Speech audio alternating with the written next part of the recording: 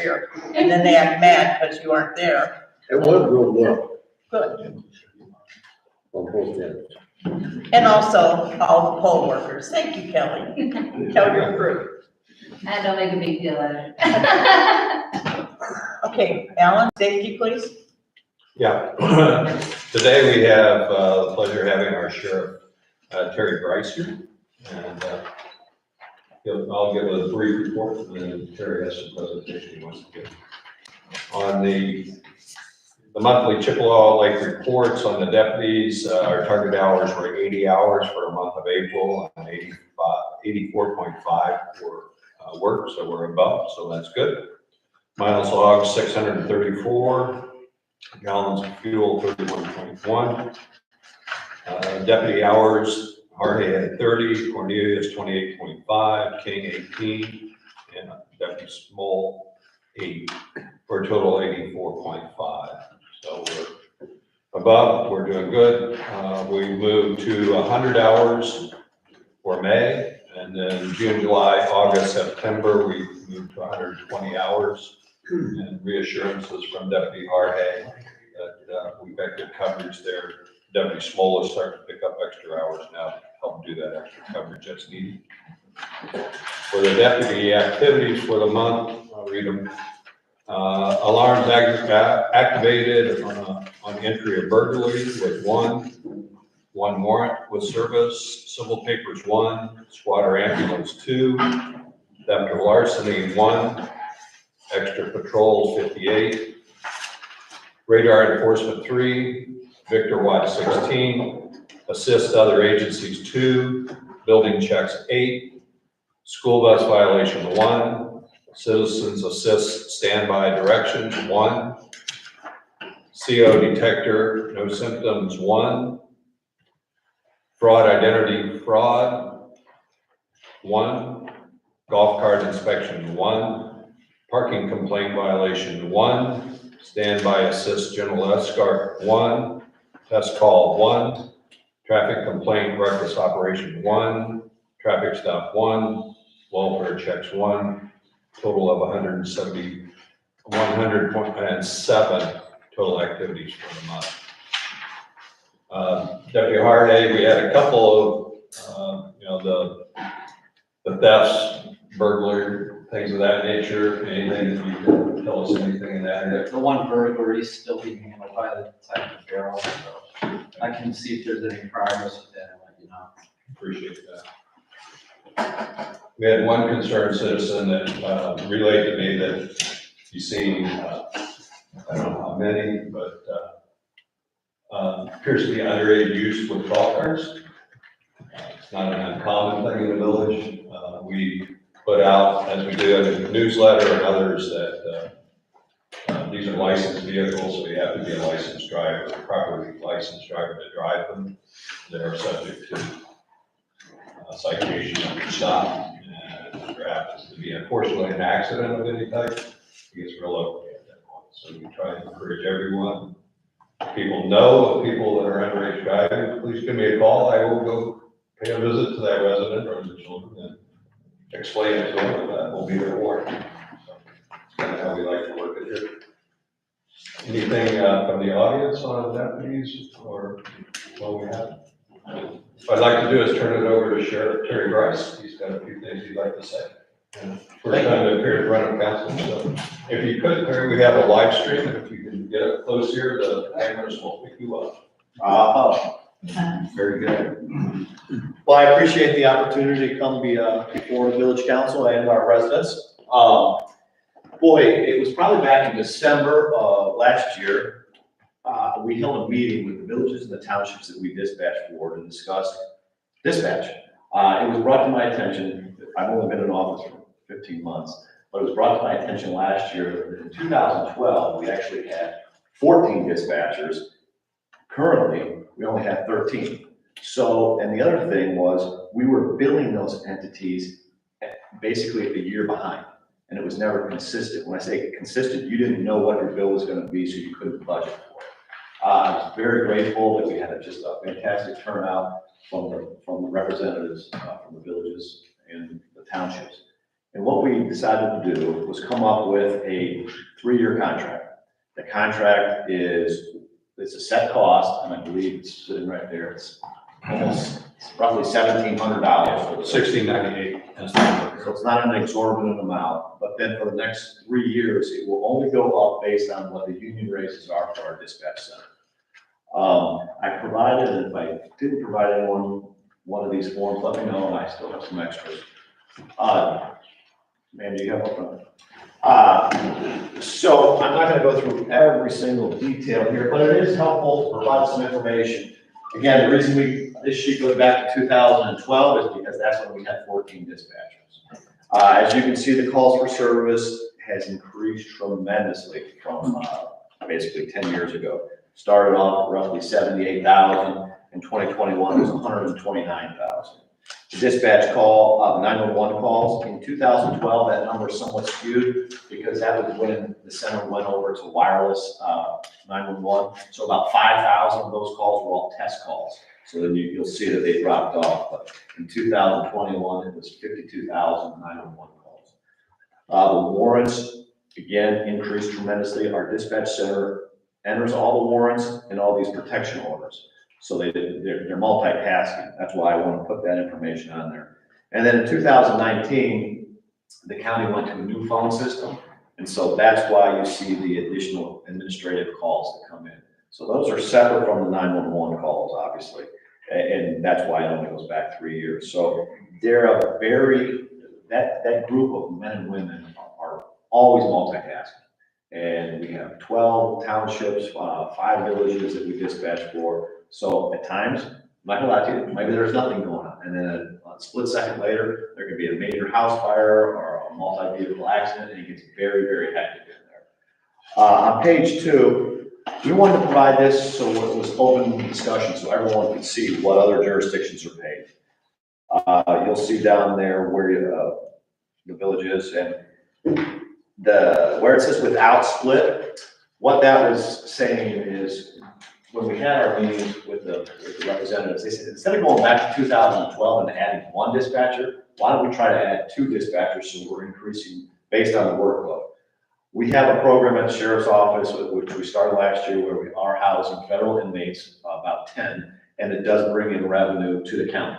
So I asked the commissioners if they would take some of that money and split the cost of the second dispatcher with the villages and townships. So where you see without split, that's what it would have been if the commissioners didn't agree to that. And then obviously they did agree to it. So your cost right there, it wasn't a big difference without the split, but some of the other ones, it was $5,000, $10,000. So it really did make a difference. So again, your cost is $1,698.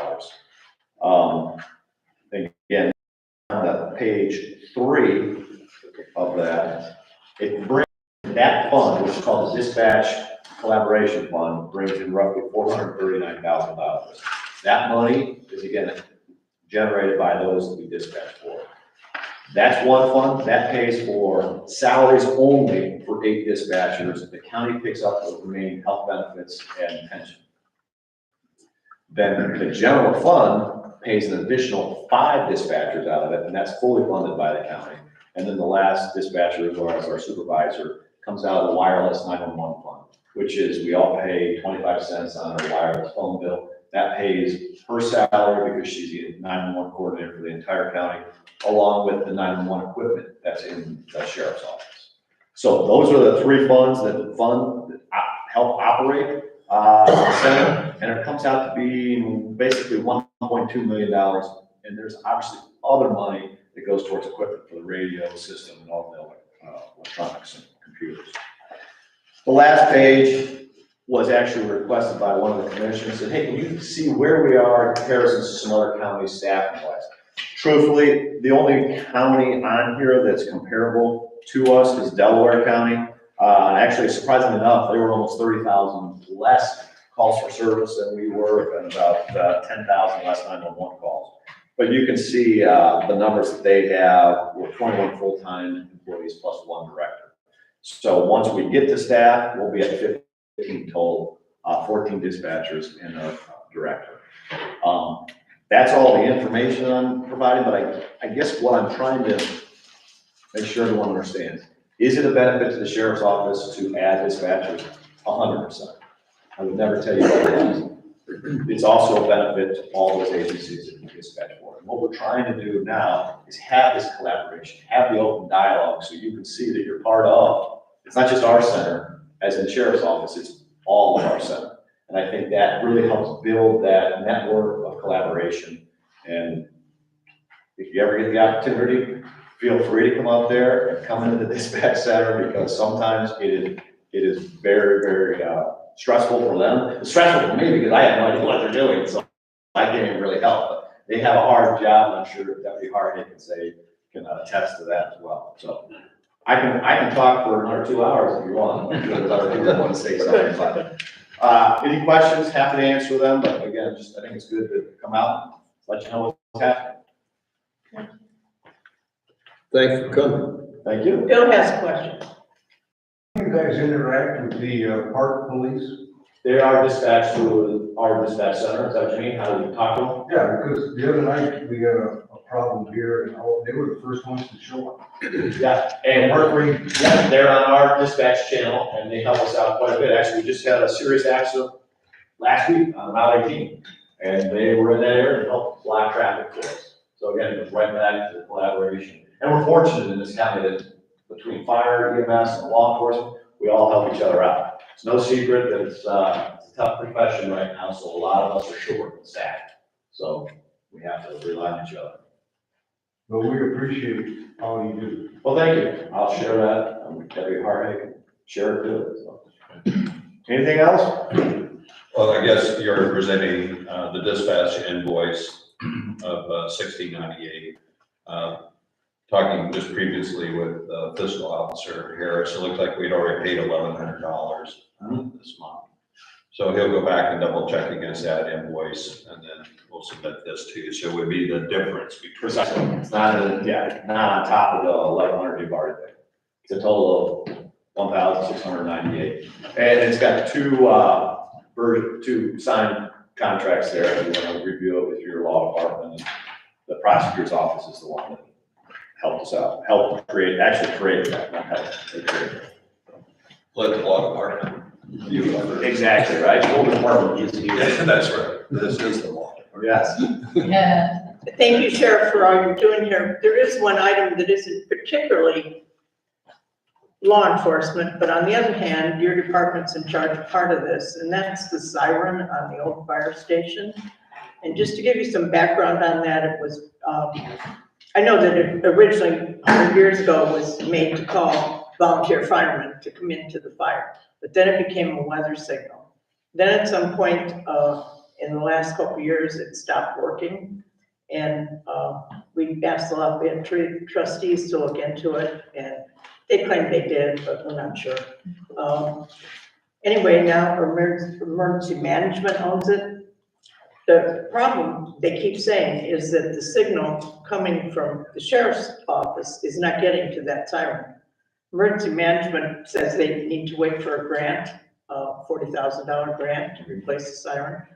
So there have been some questions of the citizens when they don't hear the siren. The only time we actually really heard the siren was about a month ago when a big bolt of lightning came. I heard that. And the siren came on, but like last Saturday, it goes off Saturday, the first Saturdays at noon. It did not go off.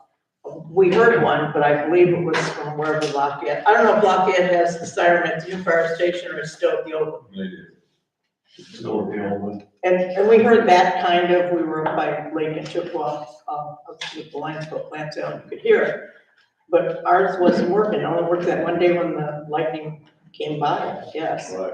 So, just so you're aware of Well, I appreciate that. that's, I don't know if there's anything that could be done to make the signal better. Because there was some kind of talk about the signal having come from, what was it, Alan? Hinkley. And then something's changed, and now that signal doesn't get to our siren as well. Yeah, I'll look into that. Hinckley is a new tower. I don't know why that signal would come from the Hinckley Tower versus the one a little closer. I did the same presentation at Lafayette Township, and I will tell you, they did bring up that weather siren. So I know that when I was there. They had not look at it about the electric strike, if you will. Before I was a sheriff, I was a police chief in Montville, so I'm aware of those grants, because that's how we received ours from Montville Township, so that is certainly a viable option, but I would bring it up about that connectivity and strength. If it's something to do on our end, then I'll ask. Just wanted to be aware, because, you know, people will well, a couple of people want to know why they didn't hear the siren, and there was a very good excuse for that last week, just because you guys didn't set the siren off that day. Right. So, And just so you know, when there's a tornado warning from Medina County, they flip the switch and all the sirens that we have control of go off. It's not just, if it's in the southern portion of the county, they all go off. I'm just telling you that. You hear them, doesn't mean it's necessarily in Chippewa, it's just a tornado warning for Medina County. right, and that's the one that's the concern, especially in the summer, Sure. the lake, people out on the lake, you know, to hear it and everything, so. So I did hear someone say that there, I think, the chief said there is one in the area at the old fire station. Yeah, and you can hear it faintly. Okay. Yeah, which surprises me it's faintly, but I don't know how old it is either. It's pretty far away, Over on 162. The one 42 and 162. at the administration building. Oh, I was thinking this old fire That's station. one, there's one here, but that's the one that doesn't work. I get you. In my And mind, now I've seen emergency that. management owns that, so that's not a fire station. Right. Gotcha. Okay, well, I will bring that up and see if it is something to do with where it's generating the signal. Okay.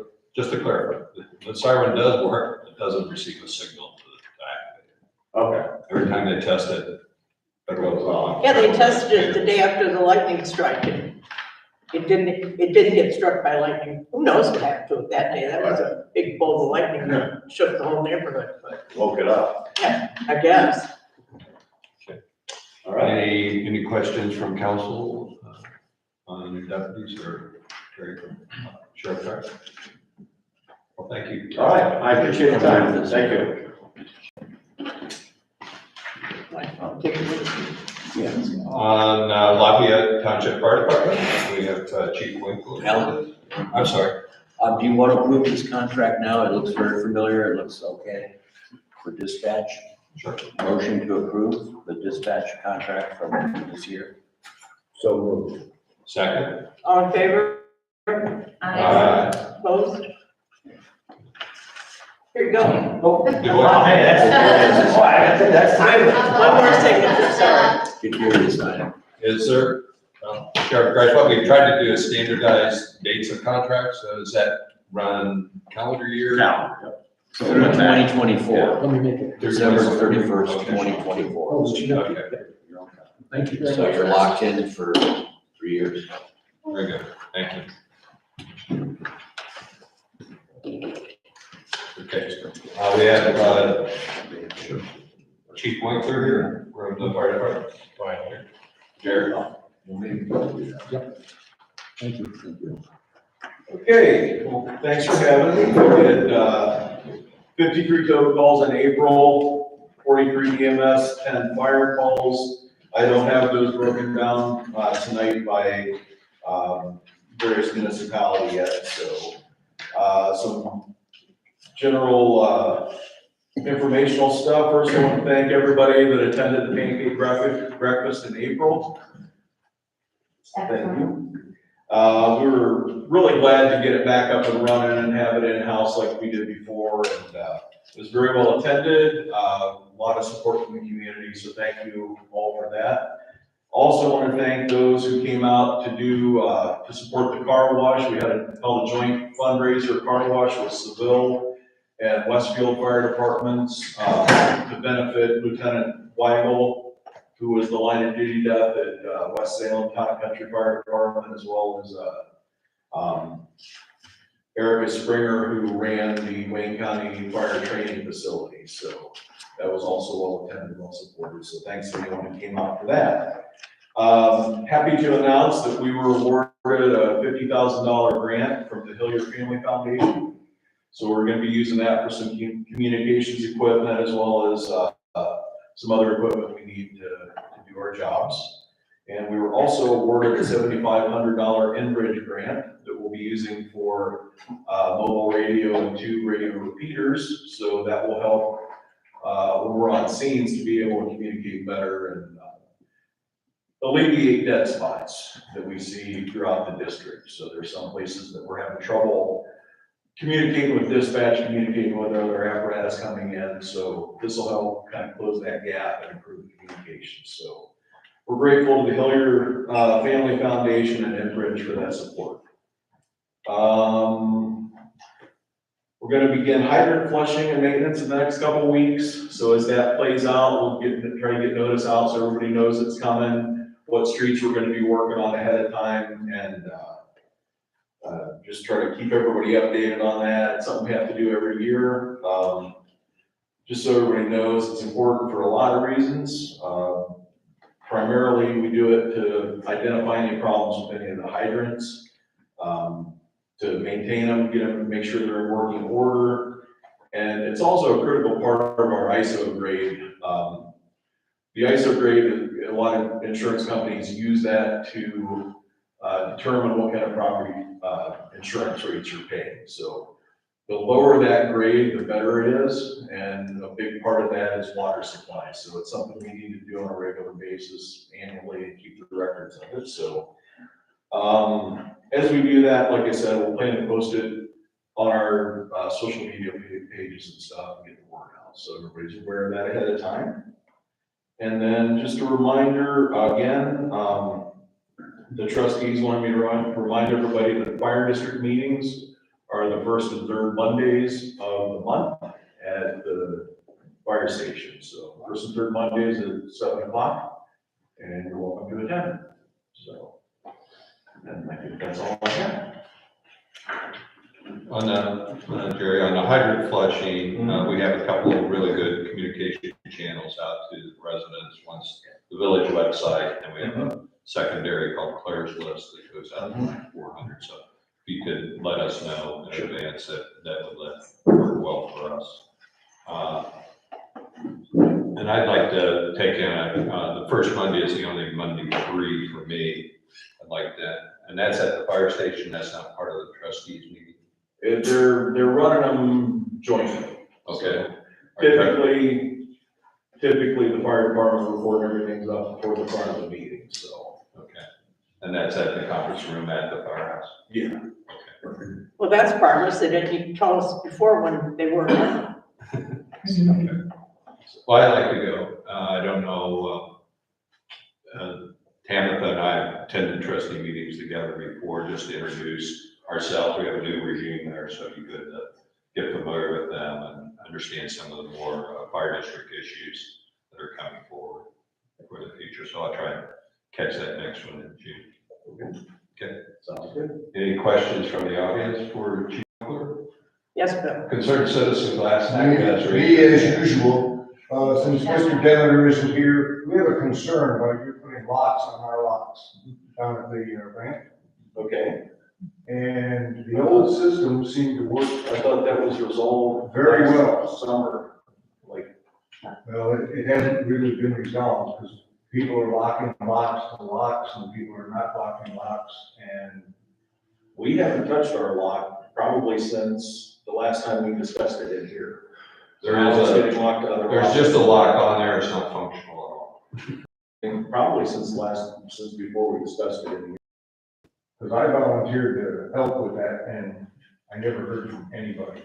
And so Right. this is what we could do to fix things and make it so that it's uniform and everybody could get in and out without. Yeah, I'm locks. not sure what happened. What's going on is that people are locking past and everything. They're not leaving it locked the way it was originally, and that's part of the problem. And So it's very difficult to I know. educate 175 families to do that. that's true. That's true. So I didn't know it was still an issue. I thought it had been resolved.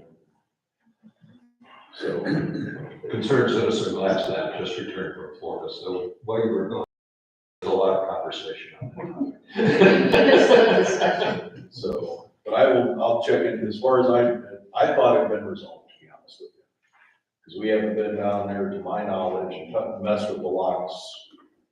Well, I remember we talked about it several meetings ago, so. But I will dig into it for sure. Okay, thanks. Do you have any updates on the house on Lake Road, the burnt down house? The house on Lake Road, I spoke in April, and he told me that he was gonna get out there, they were taking the trees down one weekend, and then he was gonna have the house taken down. I just came past and looked to make sure on the way here that he did take some trees down, but the house is not down, so I'm gonna have to follow up with him again. But, you know, that's something that I know the trustees are keenly aware of it as well, and it may involve getting, going through the legal process to get it moved along at this point, so. But I know, I've spoken several times to the property owner about it. So, he did tell me he had somebody lined up to take it down this spring. But then when spring rolled around, the guy told him that he couldn't make it until fall, so he was looking for somebody else to do it. Last I knew, he told me that he was gonna rent the equipment and do it himself, so. So that's what I can tell you right now about it. I will give him a call again and try to track him down and get something more confirmed, so. Jerry, just so you know, when they had the, whatever they were testing, I guess the hydrant, they were up here testing the fire department a week or so ago. Mhm. There's a lot of complaints after that about brown water Mhm. up through this area. So I know someone called me and just said, we're gonna be testing water next week. It wasn't specific. So I don't know whether we need to, like, make a notice when they're going near something that could turn the people's water so they don't all get panicky. Well, part of that, we were doing driver's training, and we have to do annually driver's training for, ISO purposes, and we try to combine that with, pump operator, but we check off the pump, make sure they're proficient on the pumps.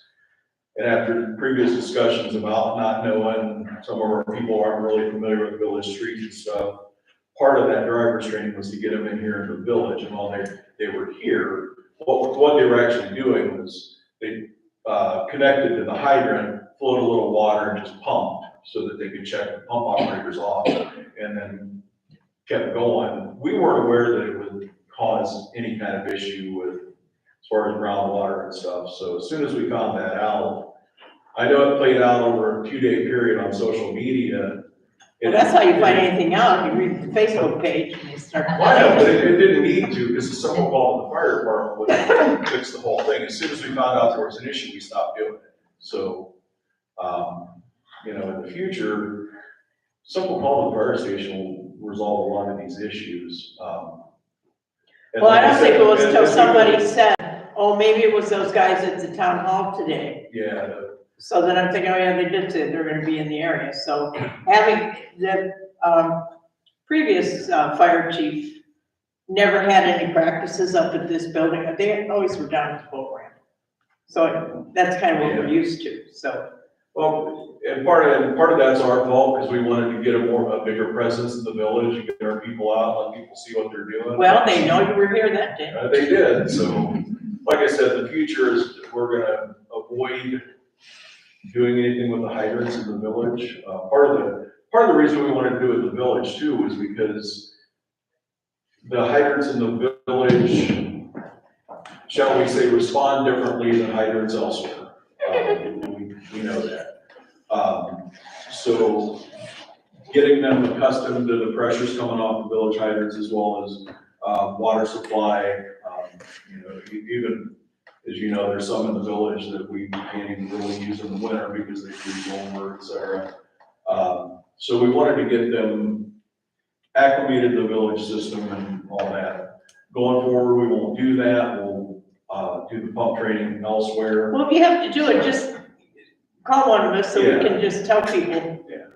And that's why as we do hydrant testing going Mark forward, can put on Facebook. we'll make sure there's plenty of notice. Okay. And it may, we try to give plenty of notice on a schedule, but obviously depending on what we have going on. Well, even if they just do it and then just let somebody know, hey, we did this today, you might get complaints, because I'm sure everybody wants the fire hydrants to work. Yeah, so we want people, you know, we don't wanna have people have a load of white clothes in their laundry and then suddenly the water's brown. So we wanna give them a heads up as much as possible. Okay. too, So Thank you. yeah, we'll be glad to get the notice out there. If you have issues, give us a call, Okay, okay? yeah, thank you. Our condolences to the Lieutenant Wagner family and Springer family. Do you know if they'll be doing any other fundraisers for them at all? I don't know, I do know, and I don't know off the top of my head which department, but I do know another department's doing chicken barbecue or something. So, okay, I'll see what we can find out for that. Yes, we can set it here, all that. So, And brown water can be caused by broken water main too, so it's good to report brown water or whatever. All right, that's all I have. Okay, Thank you. thank you. Thank you all for coming. Okay, we'll go to zoning. Zoning report for May, short list. 9 Parkway Path. There hasn't been much change at all to that property. So working with Alan to refile charges and get that back in court. 53 Briarwood, letter was posted and mailed to whoever I could find that might be relevant to that property.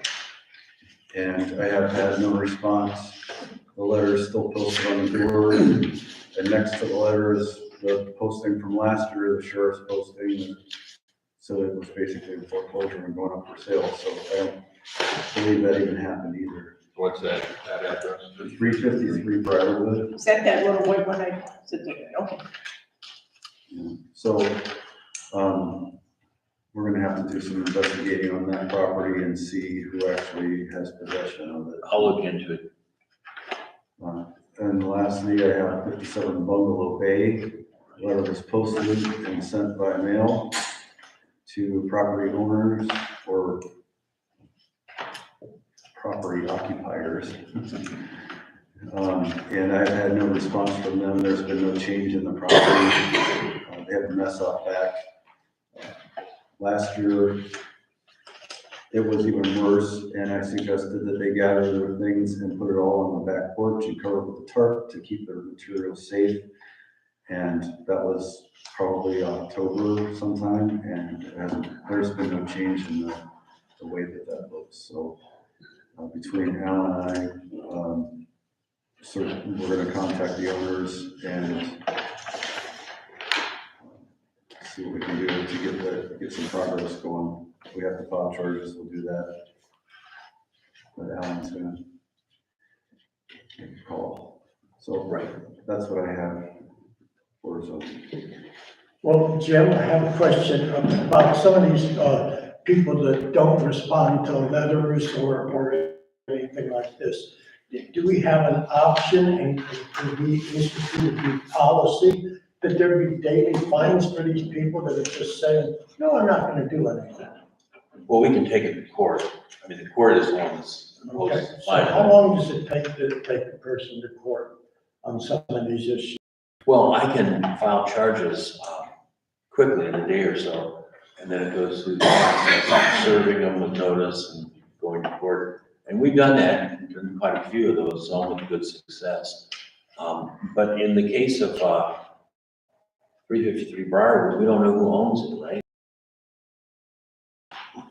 I'll check. The property owner, but I'm not sure he's even alive. He's deceased. yeah, Kenny's gone. Yeah. Is he? What's the name? Does he have a son? I thought this is Yeah, I'm texting his nephew now. Mark's house, it's not, It's Ken Hyman's house. So that house sold, by foreclosure last month to the bank. Actually, I I'll check on it. Yeah, they finalized that through the county. Okay, okay. well then we take a new possession. I'll take a look at that. Yeah, it's still listed on the auditor's site, that's where I get my information from. Yeah, sometimes they're a little bit behind, especially if it's a foreclosure. There's some paperwork, payment need to be prepared. I'll check into it though. What did you say on it? What did on on the it? sheriff's site? You should check the sheriff's sales every month too, because it says who the owners are. Yeah, I'll look for the case. Who was it? What was the name? Kenny Hyman, Kenneth Hyman, HY. Highman. Okay, Who owns the house next door to that, Leslie? To Hyman's, the shared driveway? I'm not sure. That's the one lady complained about, not the one you went to. One next door to it, the white one. Okay. That's the guy that rides around with his dog in the cart? That I don't know. Could be. Well, I'll check that one too. and I'll find out. You're about the white the leader, ownership. guys, what my wife calls Yeah. And so, how long should some of these issues take? I mean, there's several issues that have been plaguing us now for a year. Well, it really And I know depends. we've got no response from the owner of the property because that person passed away 2 years. So evidently the renters have some kind of immunity or. Well, whoever's living in it can be cited. We can certainly take them to court, occupant, but if it's in probate, or if somebody dies and nobody wants it, then that's a big mess because, it's in no man's land legally, the title. But like if it's in foreclosure, I follow some of those, and when it transfers, I get a hold of the new owner. One of them is here right now to talk to you about, 523 Lee Lord Drive. Okay. But it depends on the case. If a house is vacant, the owner has died, we don't know who the next of kin are, I mean, that's a Well, tough. 57 Bundle of Bay, the lady that, the title, I've talked to them, yeah. and it's time to Well, do. I think we need more than talk to those. I hear you. It's a mess. And you drive in one of the two main roads in the village, and all you see is the backyard that's still there. And And see it from it's just not the representation I think the village deserves. And, yeah. Well, I'll get after that one too. If they're not legal occupants of the property, if they're not legal occupants of the property, then what do you do? Well, they're using the property. They've told me they're fixing it up, Right. so they have some responsibility. And it's been, I've been checking over the years, it's been in a deceased person's name for a long time, so for some reason, they're not putting it through probate. Yeah. But the people in question who are working on it have represented that they're working on it because it's gonna be theirs, so I think we can cite them. Okay. But first I'll talk to them, but I won't waste a Well, lot of I'm time. not, maybe they're working on it. I mean, there's no doubt. Yeah, But the outside yard looks like a dump. Yeah, I get an earful of that, the working, when I'm talking. Lots of excuses. I emailed you and Bud the letter that I wrote to them, Okay, thanks. and in the email, I also added, if you want me to do formal charges, like we normally do, I can redo that letter, post it. I think it's tomorrow time, or Wednesday, It's time. it's time for an order to correct, yeah. okay. Considering. Did you want to introduce They haven't Joe? responded on Did you want to introduce Joe? Sure.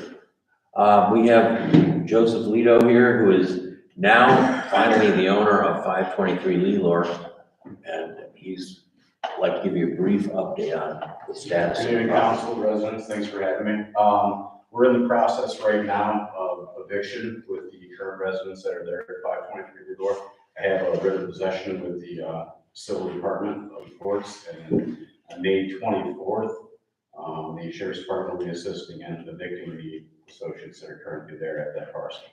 So once we get full possession of the property, we'll get it cleaned up and get it back in order so it's good for the village. Appreciate that. Thanks.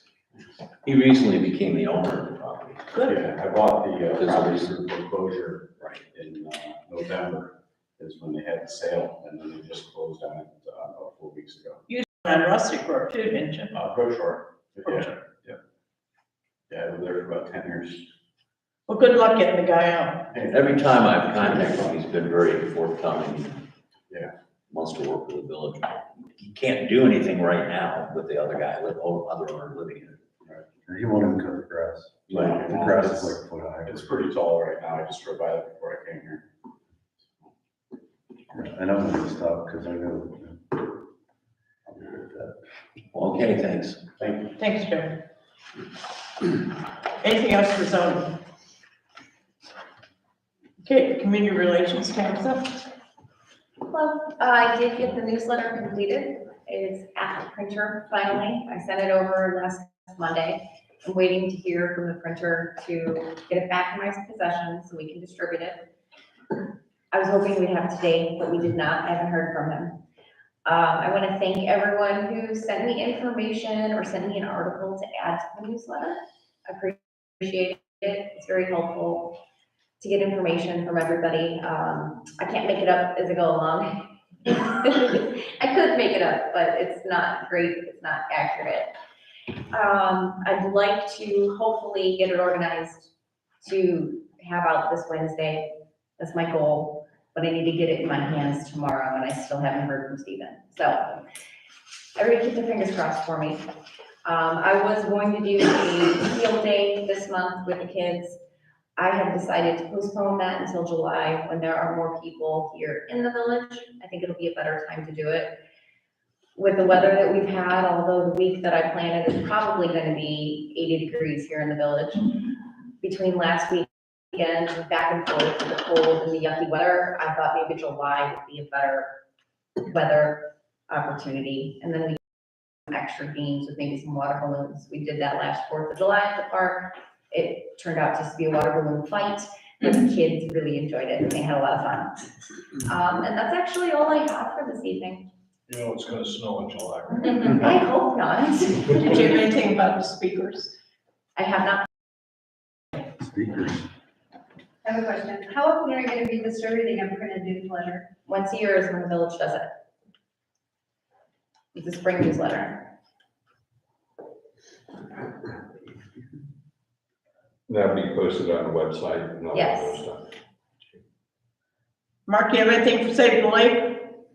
I don't. They're having a meeting this week, right? They do? Wednesday. Yeah, Wednesday. Why do I know this and you don't? He knows. You know. Can't believe the crust. Okay, buildings and utilities, Barb.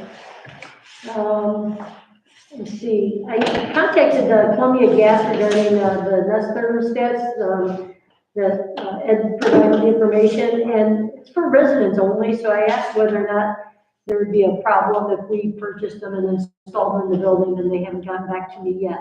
They're only $10, they were like reduced to $10, so I don't want to do something, get them and install them and get in any kind of trouble using village money for something like that, so I'm still waiting to hear back from them.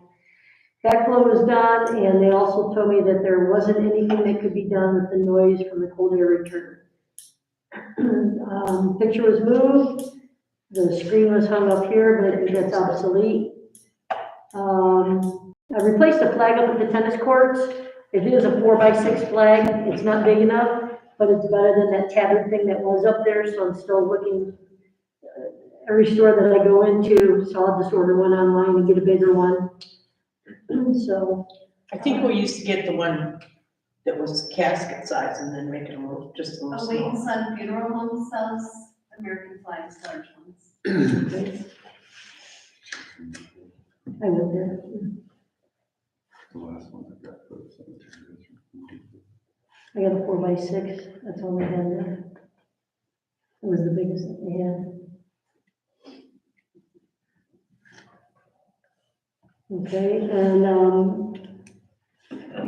trying to get the Mars Electric, before they close, working with my schedule. So I'm gonna try to go there Thursday and see what it would cost to get the light bulbs to replace for these with LEDs. So, I did contact First Ed. And your light on Bass Bay started yet? I don't know. I haven't been down there. I didn't look last night or the night I before. know the one on. I don't recall, maybe it's on because I didn't notice, I noticed it's off more than I noticed it's on. The one at Craig Creek and Chippewa Road still hasn't been corrected. Anybody who really wants to kind of get an idea of the difference between the LED and the high pressure sodium is right down here on Bard Boulevard. There's one pole that has an LED light on one side and a high pressure sodium on the other. And it's amazing the difference in the crispness of the light that comes from the LED. It's very nice. And I also spoke to a trustee in York Township. They have a real nice pavilion right on 252 and 18. And they're gonna loan us so we can make copies of the blueprints of this building. They're gonna loan them to us for free. We just need to make a copy and return the original to them. They did get a lot of material. The inside is done in cedar, which was sold to them at cost or below cost. So there were a lot of things that they did with their building. They had a local resident that did the excavating for free and the drainage and stuff like that. But looking into that, but there's also grant money available through ODNR that with matching funds, there's a grant money available to do something like that. So I know Ashtabula County got money for that and a couple other places gotten the grant money. So some of that's still available, so I'm looking into that as well. So trying to get that. It was very interesting when I talked with Keith about it for some of the information. But we'd like to see if we can get a village barn raising, basically, a pavilion built and have volunteers in the village do the work and get it built. So we're looking to see maybe kind of response we would get for something like that. A lot of young people in the village, so we could save a lot of money if we could get that done with local volunteers. So Barbie, Staples copies blueprints for $4 a sheet. that's what I told the guy that we could take it up there and get them made, so. About the blueprints, I'm only bringing this up because I deal with architects every day. If it's got a copyright stamp on it from an architect, do not copy it. Oh, okay, Borrow them, whatever, but don't copy it. okay. All right, that's good to know, thank you. Yeah, you're right here. Don't you dare copy those every day. Okay. All right, Council may have the legal counsel may have give you some direction when you have volunteers in that kind of construction activity. Right. For insurance purposes. We have those forms. we have a form. Yeah, we have a volunteer waiver form for anybody who does work for the village. That's a good idea, also. They need to be supervised, you know, make sure they don't hurt each other. He said my husband. We can talk about that. No alcoholic beverages on village property either, so. Not till after. There goes half our volunteers right there. And the gutters are clean as well, so that's all I have. Do you guys all get this NOPEC magazine? Did you get it? Yeah.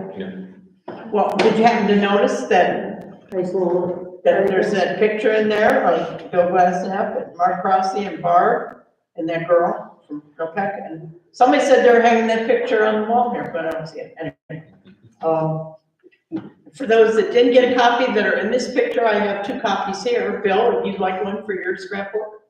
And Mark, if you'd like one for your scrapbook. Oh, yes, thank you. Okay, you come get it. Can you sign it for me? I'm not in the picture, you should sign it. I've got a parakeet. So you guys can come get it. Bill, can you give me mine? I'll take care of it for you. And this is from us getting that grant last year that Mark Crosby was actually the one that applied for it and got us the grant for $2,500 for NOPEC. Okay, now we'll go to Parks. Ken is on vacation, so Bud, you got it. Okay, let's try it. Let's try our new TV. Oh my God. Nice park. Time for Jeopardy.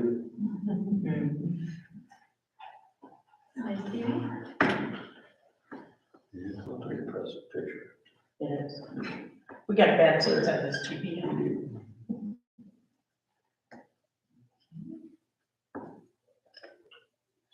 All right, we had a meeting, as you can see, on the 28th of April.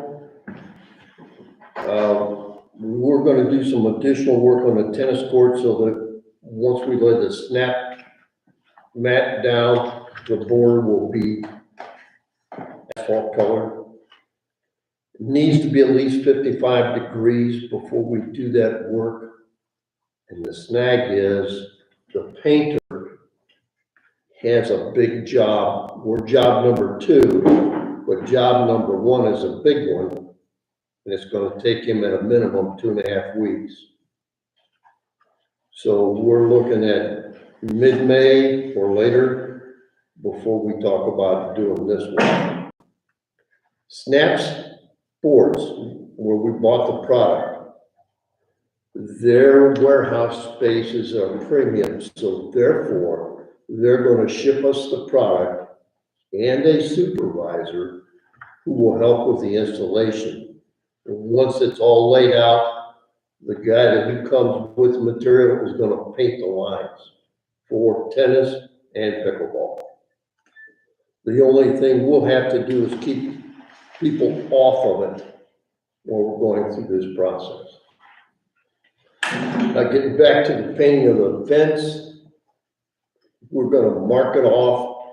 The drift will not go, it's not gonna affect anybody's house, but we're gonna cordon off the parking areas so that no one's car gets painted. Any questions about that? But on your descriptor of the asphalt sealing around the edges, is that not sealing in the grid that you're putting down, that's sealing down other parts of the edges of the? Yeah, it's just blackening the border, because this does not fit complete edge to edge.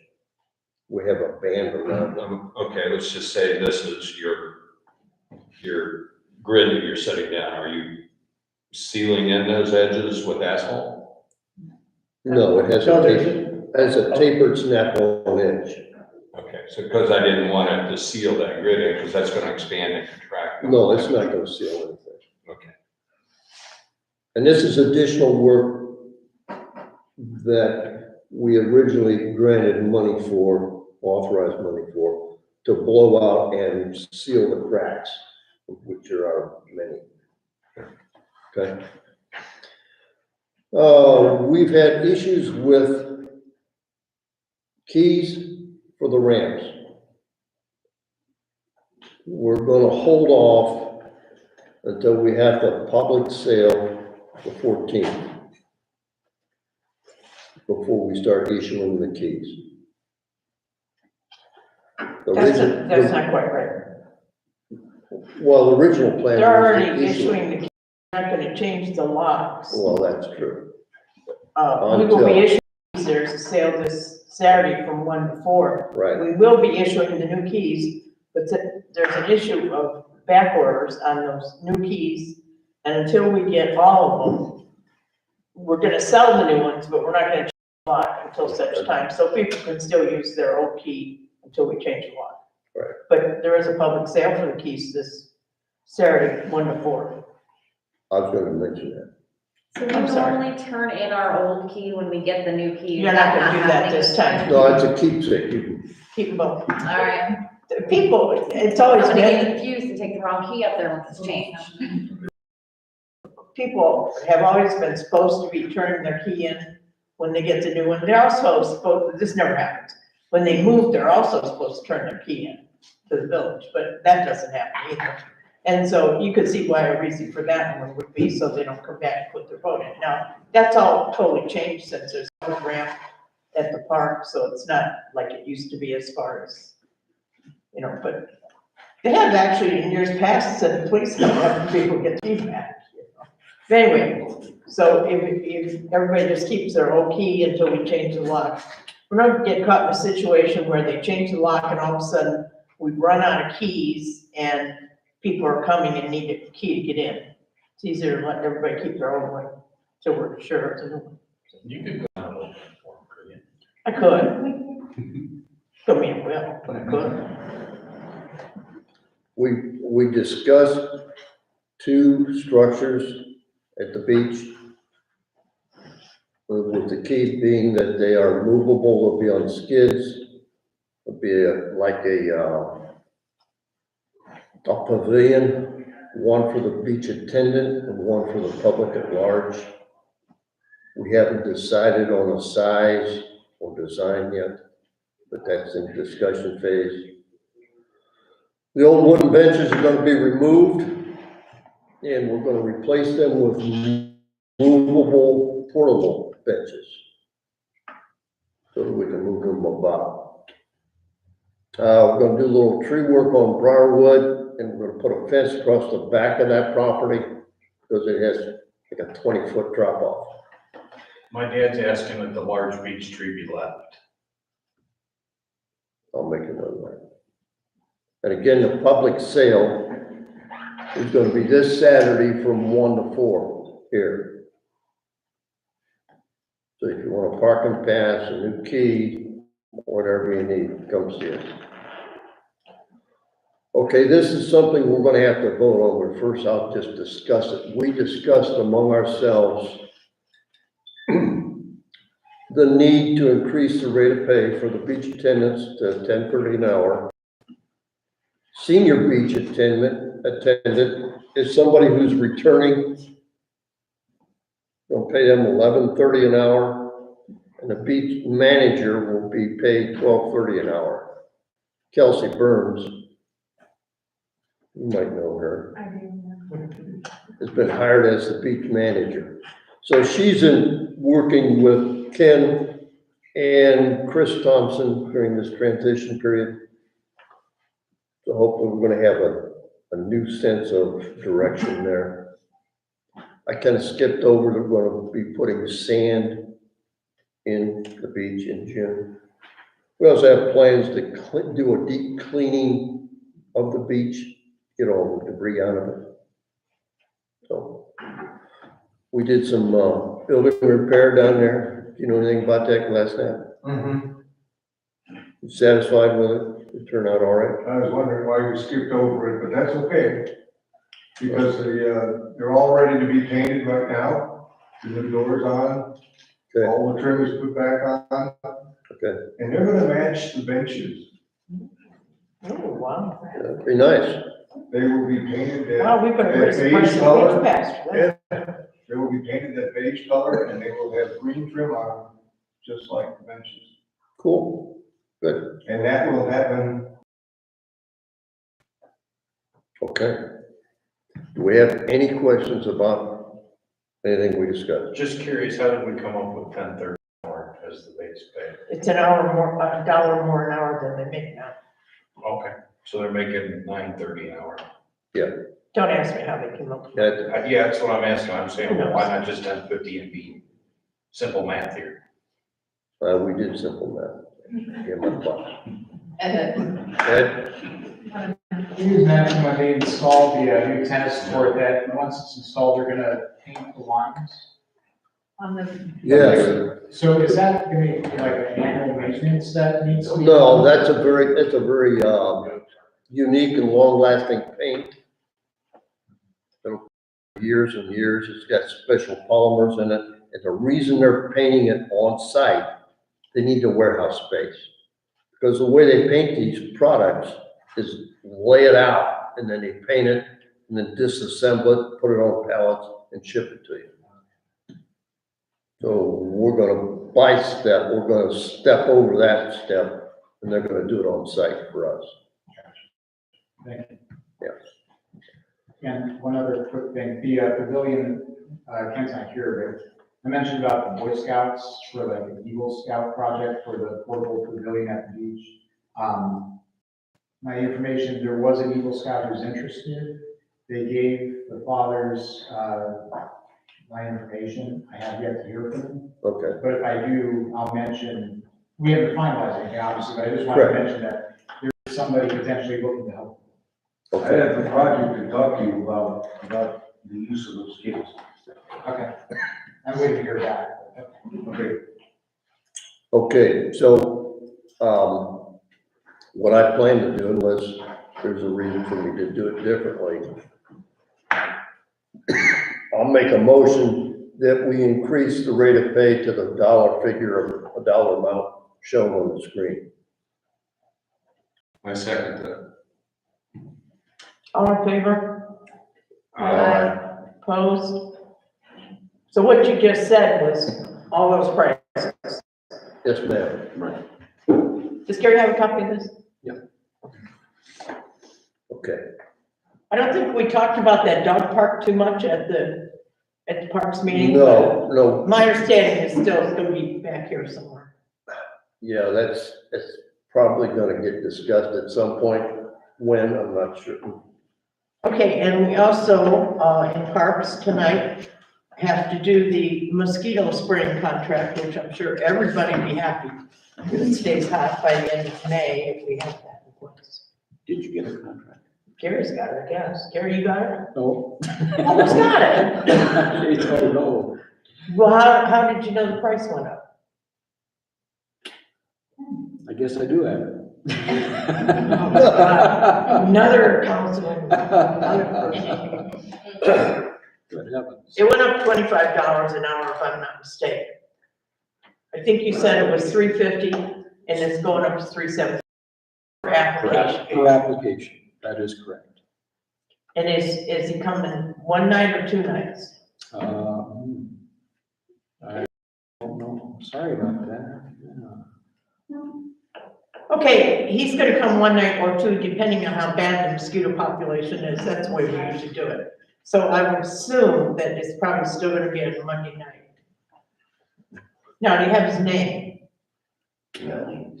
It's Valley something. Oh, Valley Blue Spray. Valley Blue Spray. Right. So, okay, the contract, and then sure, have you check the contract. So this would be a motion to accept that contract,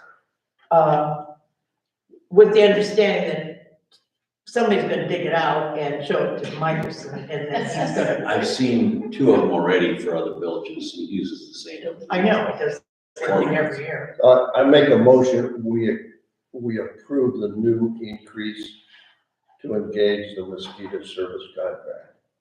Second. All in favor? Aye. Opposed? Oh my God, and this is being broadcast. And bring this up in February next year, so we don't have to do it by emergency and all that good stuff. You guys were ready to pass that last week, and you can't do that, you gotta bring it to the meeting. So,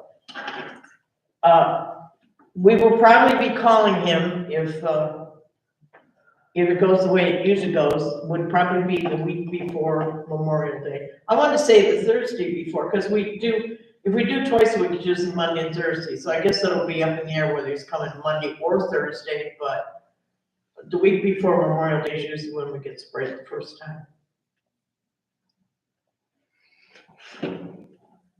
Good thing we've been working the same guy forever, we know what he's gonna say. The only guy, that's the only guy who does it. Okay, streets, Casey. All right, well, seeing as the Phase 9 will not be taking place this year, we won't be needing the $35,000 encumbered for that, but I'd like to encumber another $35,000 for road patching and repairs. Actually, Keith, we are gonna need that money because that 50,000 actually is going towards the engineering, which is in the process of being done. Yeah, remember whether we get the grant or not, we cannot. So that appropriated money is going to be used. Okay. Yeah. But I'd still like to take another $35,000 so that we can afford to pave the ramp between Bungalow Bay and the beach parking lot. And most paving has come out to give us some bids on our road repairs, pothole repairs, sealing and that. And hopefully to give us a bid on the ramp. Nobody is real happy about doing that job. I blame them. Excuse me? I said, I don't blame them. Are we doing anything with the walls next to the ramp? Well, the walls do lean, but if you look at them real carefully, you'll see about 5 years ago, there were dead men buried way back up in the earth, and then there were bolts pulled out. So as much as you can stop the Mother Nature from moving them, it's in place. They are structurally solid right now. Probably in another 30 years, something else might need to be done, but yeah. Keith, last month when you talked about this, said you were gonna get more information. You not only said that walkway, but you said boat ramp repairs and the pedestrian sidewalk. And what was the last one? Pedestrian sidewalk. Pedestrian sidewalk and That's the boat ramp. ramp repairs. Yeah, that's basically. Is that still what you're doing, the boat ramp and the sidewalk? Yeah, and a big thank you to Glassnap there for doing all that work down there on those, beach huts. It's, thanks. We'll hire you at that same rate for another job. Bless you, my son. Other than that. Okay, so you're making a motion or what? I have made a motion. Oh, you did. Is there a second to that motion? Second? All in favor? Aye. Opposed? Thank you. Hopefully we can get these folks, moving pretty soon. Okay, you have some other jobs already lined up, right? You're just waiting for the asphalt plants to open, they're probably open by now, right? I'm sorry. You have some other things going, the potholes and what have you. We wait for the asphalt plants to open. Yeah. They're probably open, I'm saying. Evidently, they're not, they don't answer. I don't. It's really hard to get in bids for anybody. So we do have, most has been out, that's a local paving company. And we've seen some of their work, it's been real good. And so we're gonna be turning in a bid. Granger Paving, who we've been working with for probably the last 20 years, no contact whatsoever, no return phone calls.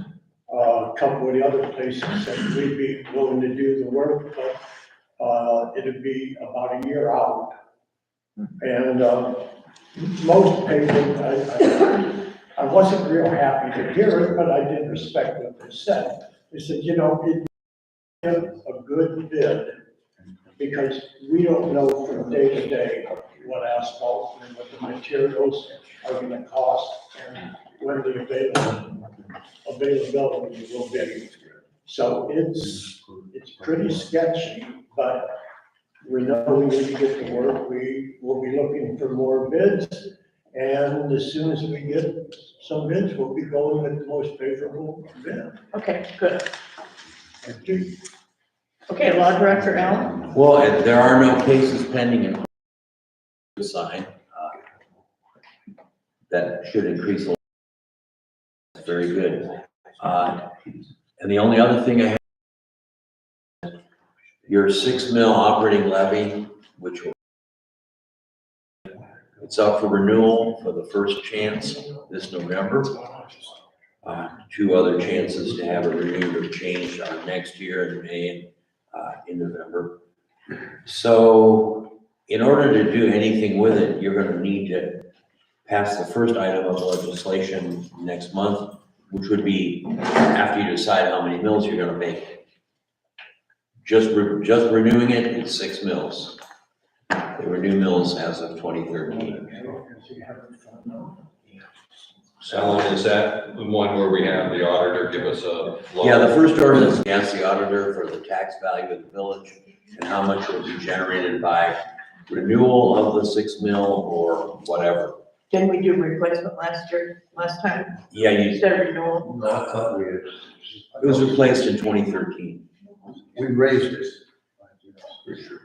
It was renewed in 2018. We don't seem to be broke. Well, the replacement was a renewal, because increased it because we went from 6 old mills. Yeah, that was after 2013. No, I don't think so. Because you renewed it in 2018. that's the one that's up now.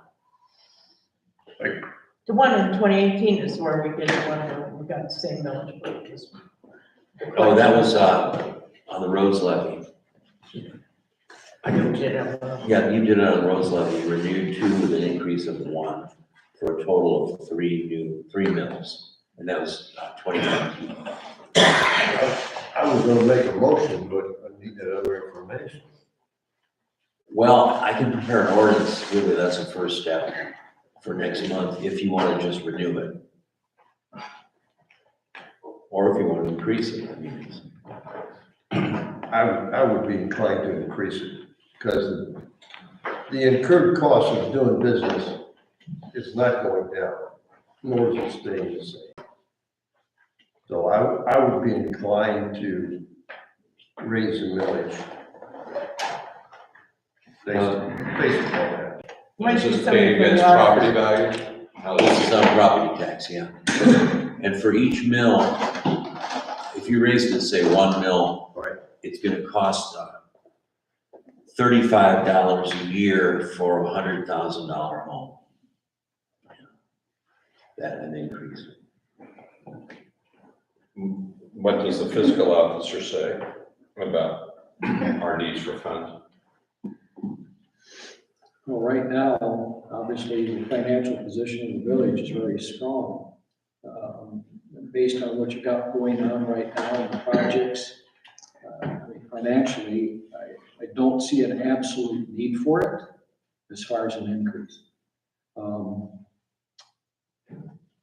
So I guess it's up to village council whether they want to put the increase through or not, but based on expectations, projections of cost versus revenue, the village looks in good shape.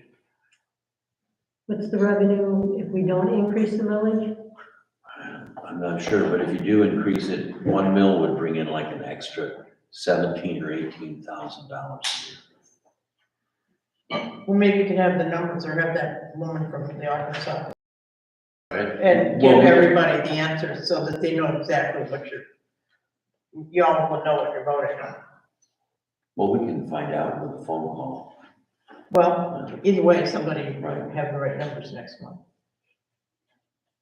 Okay, That would be helpful. sure.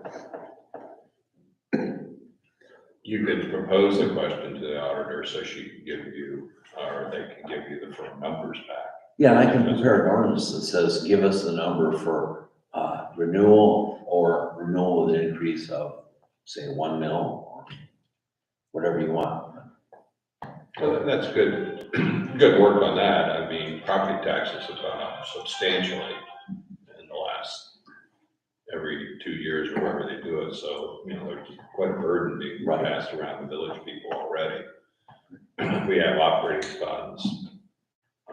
I agree that nothing's going down. And when I looked at that increase of, that the bug guy,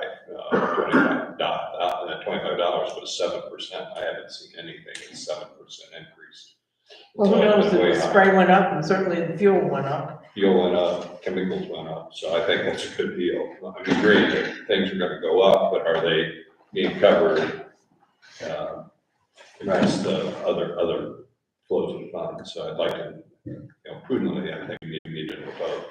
Well, I can bring those figures in and you can pass an order, you can decide next month what you want to do. Renewal with an increase, how much of an increase? Yeah, that's appropriate. I'll do that, sure. But right now, the revenues that are being brought in through the levies are certainly adequate. Yeah. I'd be supportive of a half-mil increase. You can run for council and vote. I can out knock on doors and push the levy then. You can. A mill, I'm against you. That's just How long is that good for? The last one was in 2013, so there's 9 years? 5 years. 5 years. It was renewed in 2018. So the last year of taxes this year, which is paid next year, and that's why you get this year and next year as chances to renew it. Because that's how it works. Paid a year behind. So you're not gonna stop getting money on it till the end of next year if you do nothing. So what do you need to prepare the organization? I have everything I need. I'll bring in the numbers next month and you can decide.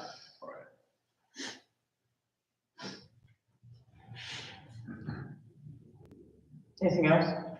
Oh, I'm sorry, that's it. Okay. Gary, finance? Did everybody sign in tonight? Anyone who didn't? I think our clipboard's over here. Apologize. Thank you. On Saturday, I distributed the April bank reconciliation to council, reflecting all accounts are reconciled and no outstanding adjustments. Any questions or comments on bank reconciliation? I have a motion to approve the bank reconciliation as distributed and authorizing council to sign. So moved. Second. All in favor? Aye. Thank you. That one started. This past Saturday, I also delivered to council the April appropriations report for review. Any questions on April appropriations? Okay, I have a motion approving council to sign off on the April appropriations report. So moved. Second. All in favor? Aye. Opposed? Thank you. As a reminder, we still have $5,111 in OPEC grant monies available. If we don't use it, we have to return $2,020 this year. As another reminder, we were awarded the PET grant for $1,000 to cover CPR and first aid training for beach attendants, and those monies have been received and deposited. So could those monies be used for these, gazebos on the beach? Not for PEP safety grant. That money's already been earmarked. Yeah. So let me ask something. So once Ken hires the beach attendants, you want to set up that meeting? Yes, once he hires them, then I can send the information over to my So we can contact try with to the fire get them department. trained before they. So he can then set up if it's gonna be here, if it's gonna be there. And if we have extra, I know Ellen was interested, if we had extra funds, if any of the residents were interested in becoming certified. Okay. And then they're also, any extra funds we have, they said that they would help us create a, safety kit that we can keep at the beach. Band-aids, splints, miscellaneous items. We should have one of them anyway, whether you got extra money or not. We should have one of those either way, whether you have extra money or not. Okay, sorry. As a reminder to council, I did pass out the 2023 budget worksheets and the proposed budget for 2023. If you want to make any changes to it, I need your responses by May 31st. And as always, I'm available to meet with anyone individually or as a group, if anyone wants to go over the budgets. Any questions on the 2023 budget? I need more. That's automatic. But take a look at what I've got appropriated, and if you want to goose it up, now's the time to do it. Any other questions on budgets for 2023? How much do we have set aside for phase 9 right now? Phase 9. Okay. That's the one that's not going forward, but you're doing some engineering. That's the one we're gonna apply for this year. Okay. So we may get it this year, But but we won't work on it until next year. Phase 9, let's see, OPWC amounts would be $436,545 for phase 9. 443. 436,545. Okay. And then we have our $50,000 matching that we're responsible for. That's going into the engineering. That's being worked on, so we'll be starting to pay those monies this year. Any other questions on the budgets? Okay. We're still in the midst of our 2020 and 2021 audits. Since last month's meeting, I did receive another question with request for documents, and that's been answered and or submitted, so we're all set on that. So the budget audit is continuing, I should say. What was their last question? Let's see, the last one dealt with a change order on phase 8. They wanted to see the documentation, so I instructed them where I had put that documentation in the files I gave them. So it was just them relocating the document that they already had. Did they give you a timeline for completion? No, it's taking much longer this year because when I stopped into their offices, they were staffing was like down to 2 people. Normally there's 6 in there. So I'm not certain what's going on. I think it's because of staffing that this is taking so long. Where's their offices at? Right in Medina, near the square. That's a state audit? Mhm. That's their Medina branch, yes. Any other questions on the audit? Okay. As required by U.S. Treasury, I did submit our annual report to Treasury on our ARPA monies. And I did reclassify them as standard allowance funds, which I had indicated I was going to do at last month's meeting. So our annual report with the Treasury is complete. What's the remaining funds of ARPA monies? Yeah.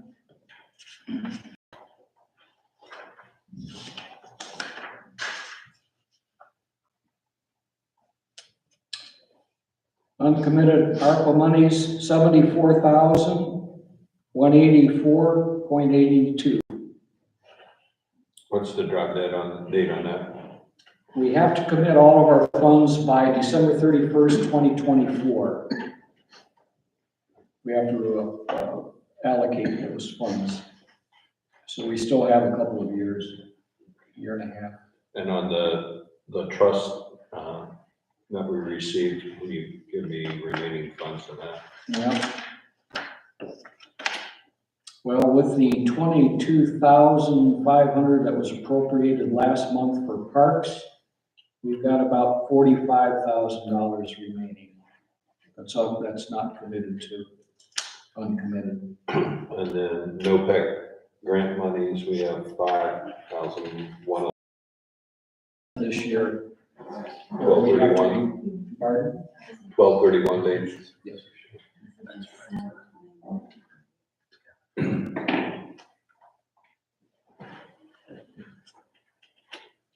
Any other questions on that? Okay. I did transfer monies in the amount of $75,000 from our prime checking account into the Star Ohio account. And that was approved to do so at the March meeting. So those monies have transferred. As of April 30th, the balance of the primary checking account after the transfer, $223,290.95. The money market, $250,091.40. And in the Star Ohio account, $193,250.37. For a total $666,632.72. Any questions on the financials? Okay, that's all I have. Okay, thank you, Gary. Is there any old business? Then we'll go to the audience. Mark? No, excuse me. Oh, I'm sorry. I want to talk about McCabe Creek. I don't know if you want to call it old business or new business. Go ahead. Okay. All right.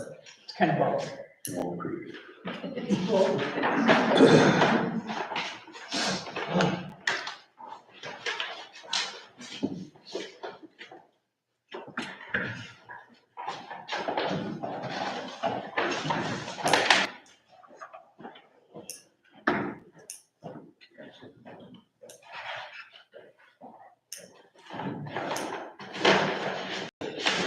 All right. As you may or may not know, I've been working on McCabe Creek because we have an erosion problem along Park Lake. So just as a matter of interest to everybody, Okay. the elevation at the head of the creek is 1,150 feet. At Chippewa Lake, it's 1,000 feet. So I was surprised to learn that it drops 150 feet. So along with the residential development and with the realization this is part of a 1,500 acre watershed, it's not hard to appreciate how that volume of water gets here so quickly.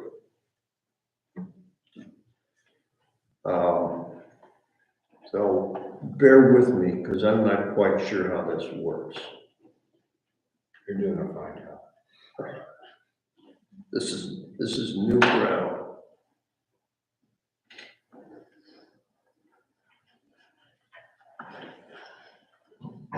No, that doesn't work.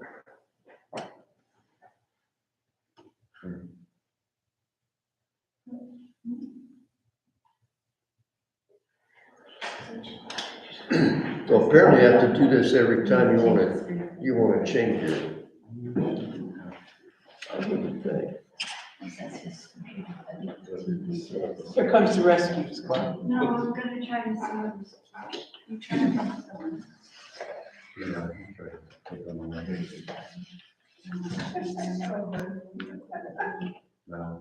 No, so. All right, I'm not gonna belabor all this, but, you know. Okay, now why does that stand up there? Well, it's irritating. Ah. No, you need to be on HDMI too, There it is. Okay. So as you can see, this goes on and on. But to give you a general overview of the kind of people who we have involved that you have to interface with to do this project, it's pretty lengthy. So bear with me.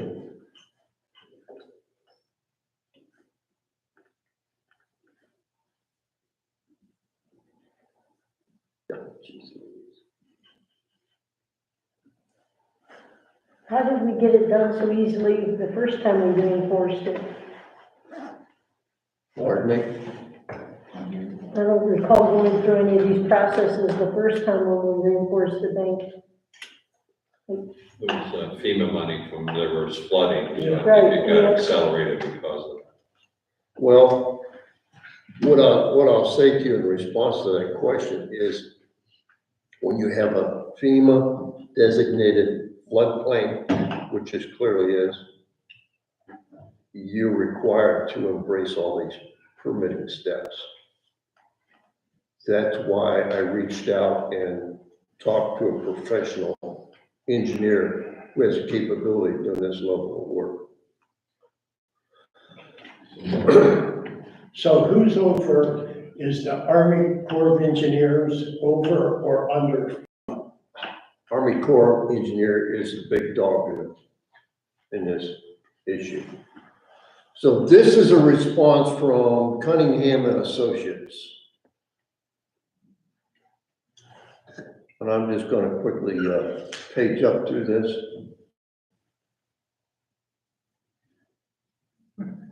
Now, you look at this last page right here and get excited. This is an ancillary in case you needed kind of circumstance.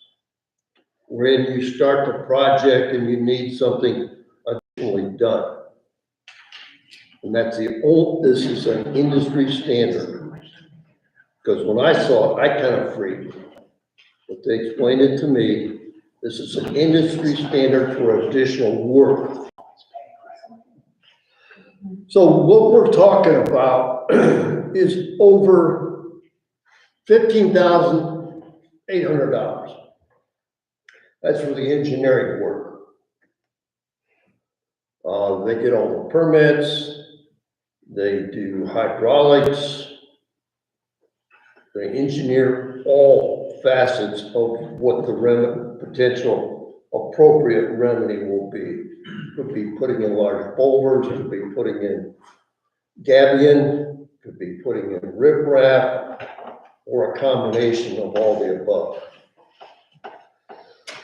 So that's why we need this professional approach to be taken, because A, we got road bank in danger. B, we got a water main line in danger.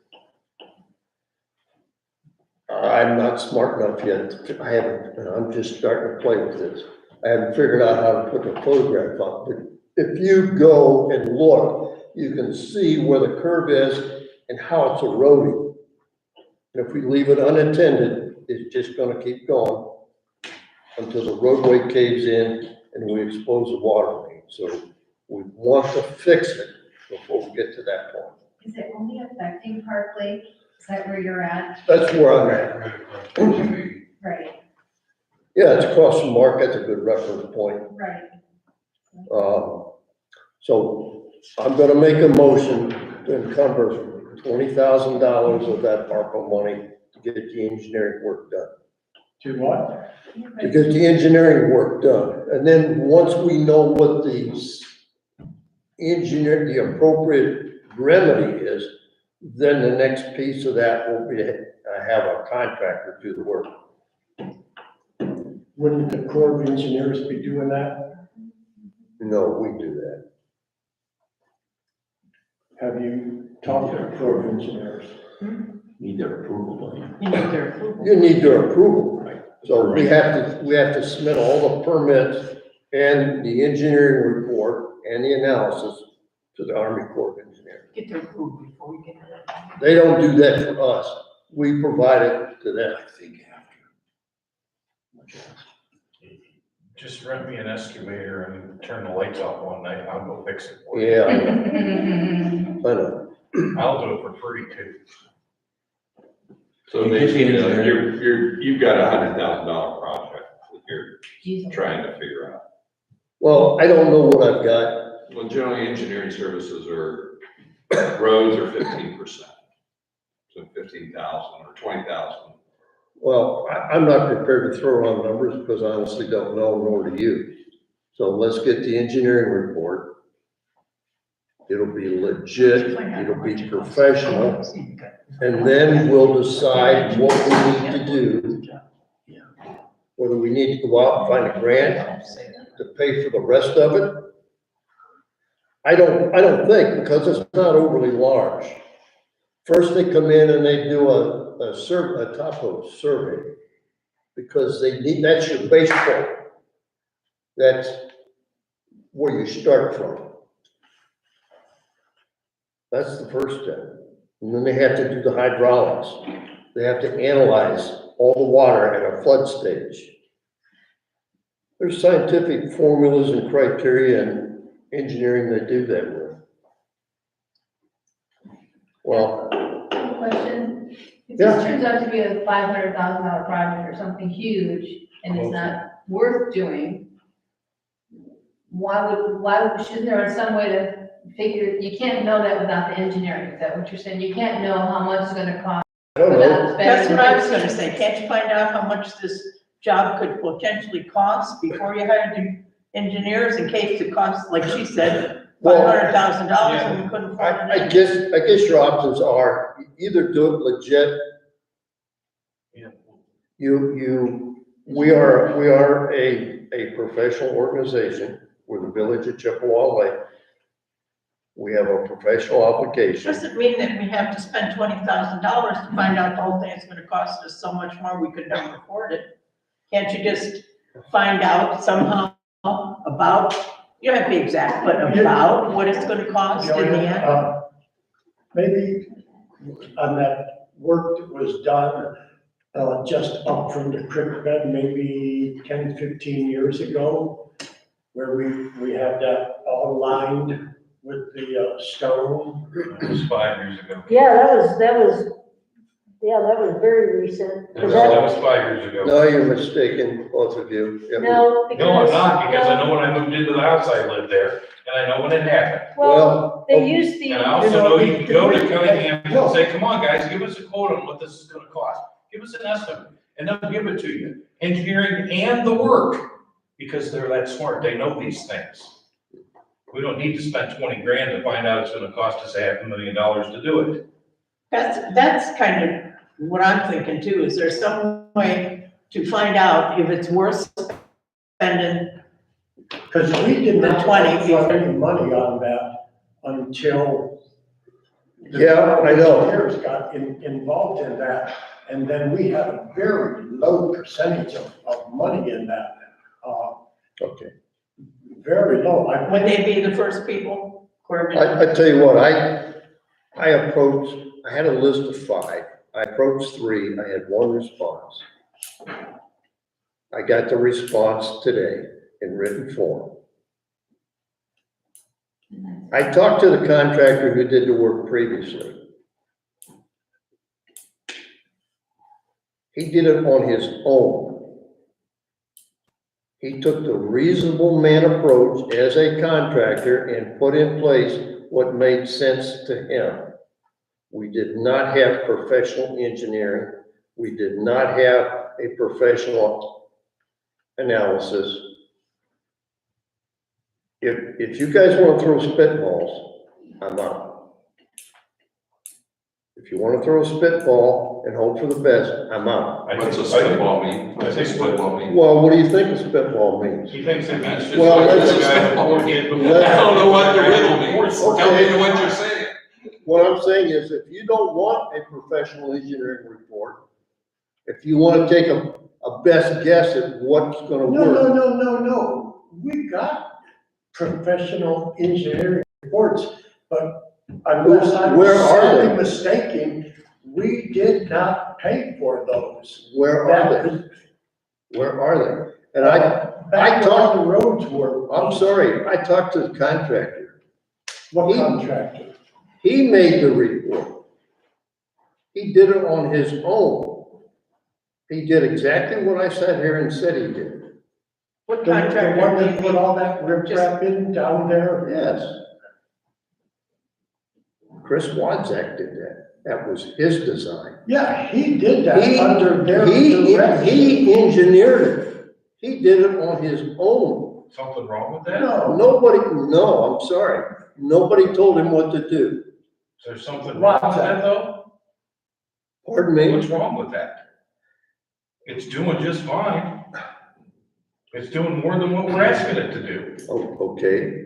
Do you understand that FEMA requires a professional permitted process? Yeah. Because it's a designated And floodplain? just because he's a contractor does not make him it doesn't make him not a professional. You don't throw stones at me. All I'm doing is following what the law tells me to do. Yeah, I think you're going way overboard again. Is there some way, Bud, to find out what the whole job you're having, that we have to have done down there would cost before you hire the engineer? Just so we can make sure that it even makes sense to hire the engineer. I'll ask him that question. How many feet are we talking about repairing on there? I don't know. Oh, I don't. 150 maybe? Has Chris Wadzak looked at this? I have not had Chris Wadzak look at it. Probably about 30 feet. And how much was replaced the last time with the FEMA? I remember 40,000. How much? I remember 40, but that's old brain. Well, because that was paid for, we got the grant, we got the FEMA money for that, and I remember transferring money, I think out of the buildings money at the time to do it, and then the FEMA money reimbursed it. But when that was done, they dug up the bank, and they dumped it in the hole at the Buck residence across the street from me. They used it to backfill that basement when they bulldozed that house. So when you're saying like it was, how many years did the Toombs live there? It was done right before we sold that property, when we just sold that property. I moved in 2015, and it was 2016 when it got done. So, Well, I think we need to do a little more. Chris Watzak did not, he was the guy that ended up dumping the stone, but the engineering came from a different, Do we have records of it somewhere? I'm sorry? Don't we have records of it somewhere? Oh, I'm sure we do. Well, yeah, we don't turn We've them on. got to find those records because, I mean, we spent a couple of days over. I don't have to do anything. I just remind everybody, we've got $76,000 of ARPA money. You got 5 years to spend it. Well, if you want to take a chance that the erosion is not going to happen within that 5-year window, Nobody said it'd be 5 years. It's not gonna take you 5 years to find out how much a job would cost down there without spending money on an engineer we may or may not need. well, I appreciate the work you've done, but I No, just, I made the motion with the expectation we're gonna fix the problem. If we collectively choose to. we wanna know how much the whole problem costs, not just the engineer. Because if it costs more money than that grant, and it costs Yeah, we will have to who knows, find everything money costs a somewhere. lot of money. Where are you gonna get the rest of the money? I don't know, we'll have to look for it, find a grant. Well, we can't find the grant, then you. How did we find the FEMA grant? Trust me, I asked. Trust me, I looked for That came records. about because there was so much destruction because of the heavy rainfall at the time. And that was general because of flooding to everywhere. Well, how did that happen? I just remember there was severe flooding and all the communities had money that they could apply for. Sometimes FEMA would call us and ask if we had storm damage, if we had to pay money for storm damage, and then they'd pay it. Go talk to Christine Fazio up there at the fire station. Hey, I'm glad to talk to more people. Yeah. It'd be great to find records. Do you think that was 2016? Gary can find the records if you got some idea of when it happened. Chris thought it was about 10 years ago. When was it? No, it I was, moved in at 15 down there, and it happened after that, so. it was, it 15 was, was it a happened pretty at crappy year. the, it happened at the same time that we paid to have the Buck property bulldozed. Because the stuff they dug out of the creek, they brought it back up and they dumped it in the Right. basement hole on that property. So the house got bulldozed and they dug up the creek at the same time. And they backfilled all that stuff from the creek into the Buck property. So probably the same year that we sold that property by auction, Gary. To the tune. Yeah, I can find that. Homes have been there about 10 years, No, 5 no, years. Oh, no, that was been there 3 years, 4 years, 45. yeah, We had it done a couple years before. because I think this is their third summer. That they've actually, so building it and then. I'll find out. Years. Okay, we're gonna research that. I'll find out when it was demolished. What I'd be interested in Don't is like Gary to. FEMA money. How did we get our hands on it? Hopefully the file will tell us. But it wasn't hard to get. They reached out to the communities Yeah. because of the amount of flooding that happened and we just contacted them. Widespread flooding?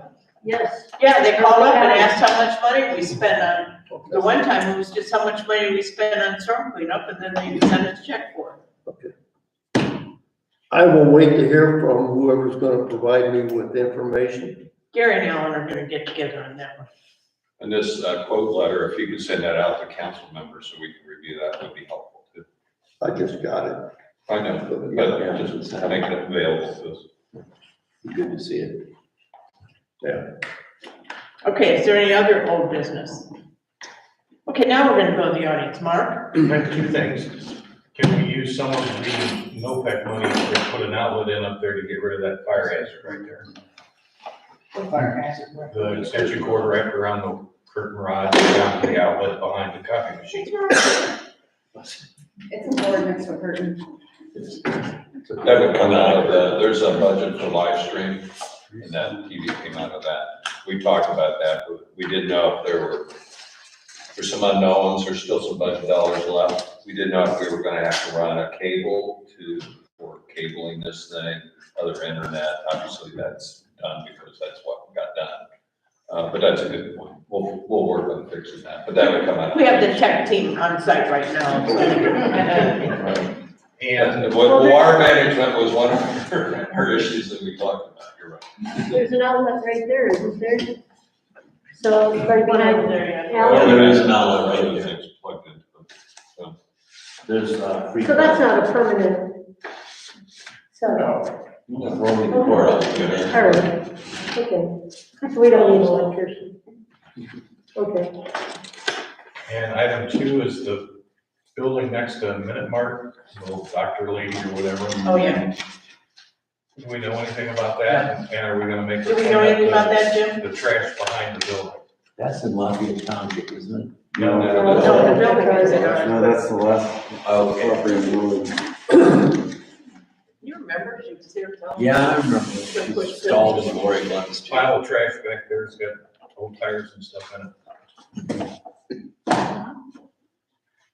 it. She's got a property in Glory Glen that's kind of stalled in this work It's cycle. stalled everywhere. She got into too much. Yeah. Okay, Jim, you're gonna look into that. Yes, I know. Okay, Sorry. thank you. Anything else? McCabe Creek, What if about- it's 150 foot, it's 64th of an inch per foot fall. According to, It's more than 150 feet long. no, it's 150 feet in elevation. Right. 10,000 feet long. Kelly, I have a really dumb question. there's no such thing around here. I've Wait, never heard one until now. you put the boat intake, when we used our little key to open the gate. And when I went to the second gate, which is down by the water, that happened to be open, somebody didn't close it, but there are 2 locks and 2, So my question is, why are there 2, since you can't get in there without going through the first gate? So this is the logic of 2. At one time, there were people coming in from the other direction. Oh, I'm not real sure if Howard Wolf building his house where he did stop some of that or not, but they have been known to come in. Like even through the Oak, just drive through the Oaks property and right on down and go in that way. wow. Anyway, Again, a lot of this is stopped since the lake became. and it was so public. nice to have it open, so I'm just asking, what did we, I knew there was a reason why I didn't know what the reason that. Why, Because who knows, people seem to be putting locks on our gates. It's been unlocked. I mean, the lock has just been laying there all winter. Oh, has it, has been on, because I comment, I don't know if it was Bud or Alan, because I don't have a key, because I was both. Every time I've been to the ramp itself, the lock has not been functional. It's been, it was last fall. When we took I our. started, I was given the key project last fall, and every time I went there, the key on the boat ramp itself had not been locked. So that means you can leave it open, that's what I'm asking. How often do you use that gate, Kelly? Just twice a year, That's what I thought. but everybody uses it twice a year. I know. And it's Not everybody, but. It's, and everyone who has a boat, but it's not easy. I mean, the whole key is. There are people that take their boat in and out. Maybe. Yeah, I used to use it once a week when I had my boat. Anyway, there's been a mixed review on whether or not that bottom gate should be locked, but Good, if there's a problem with that lock, it'll probably be resolved when they retool that lock to fit the new key. And then we'll go from there. Thank you. Leslie? I have nothing, thank you. Lisa? We had a very good, rain barrel, presentation by Soil and Water. I think about 18 rain barrels are in the village now. I think Joanne was the first to install hers, so after this weekend, it might be full. It is full. It's got really good water pressure on it because it's so full. I didn't install it, my daughter's boyfriend installed it, or probably still be sitting in my yard. But Abby did a great job. She did. That money was from, a grant that we received, oh gosh, 2 years ago, 2.5 years ago. There's still a little money left, it was for education, so, we're looking, Save the Lake is looking at a couple ways to use that. But we use this facility, that TV is great, so thanks everybody, because Abby's presentation was up there, everybody could see it very well. And, so we think it was a good success. I have one rain barrel left, if anybody wants it.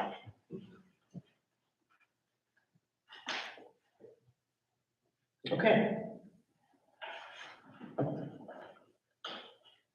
Allison? Ed? Mark? Wow, Dennis. Surely you have something. I was gonna ask you about the siren. I know, that's why I jumped in front of you. I know. So I'm just gonna wait until, the tornado comes through levels Chippewa Lake.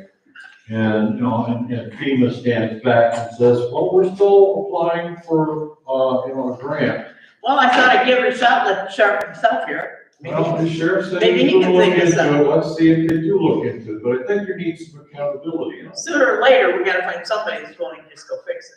Well, how many years has it been that daggone thing hasn't worked out? About 2. Yeah, I think it might have been a little bit longer. No, about 2. Don't we have 75 grand we could throw at that? EMA is responsible for it countywide, and that's Christine Fazio. And I think what we're gonna do is invite Christine to the June meeting. All she's gonna tell you is they're going after a grant. I figure I'd go for the signal with the sheriff, so you get somewhere in that.